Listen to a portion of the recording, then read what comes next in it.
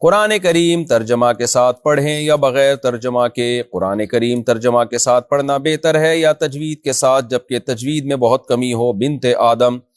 دیکھیں دونوں کے اپنے اپنے فضائل ہیں۔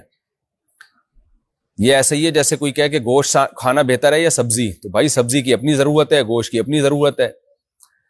تو قرآن کے ترجمے سے پڑھنے کے الگ فضائل ہیں اور ویسے ہی تلاوت کے الگ فضائل ہیں۔ حدیث میں آتا ہے جس نے الف لام میم کہا اس کو 30 نیکیاں ملتی ہیں۔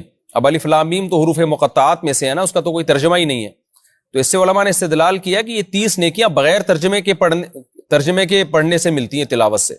تو جب آپ بغیر ترجمے کے بھی قرآن کی تلاوت کریں گے تو نیکیاں ملیں گی بہت زیادہ، اس کی اپنی برکت ہوگی۔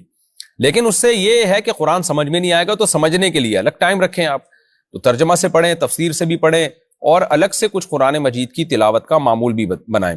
علماء کہتے ہیں کم سے کم مسلمان پر ایک اخلاقی ذمہ داری ہے، دینی اخلاقی ذمہ داری، کہ کم سے کم مہینے میں ایک مرتبہ وہ پورے قرآن کی تلاوت کرے، یعنی روزانہ ایک پارہ پڑھے۔ یہ نہیں ہو سکتا تو آدھا پڑھے، یہ نہیں ہو سکتا تو 4 مہینے میں کم از کم ایک قرآن ختم کیا جائے، اور رمضان میں لازمی ایک قرآن کی تلاوت کا دور مکمل کیا جائے، اور پھر تفسیر بھی پڑھیں اس کے علاوہ جو وقت ملتا ہے آپ کو، تاکہ سمجھ میں آئے کہ قرآن کیا کہہ رہا ہے۔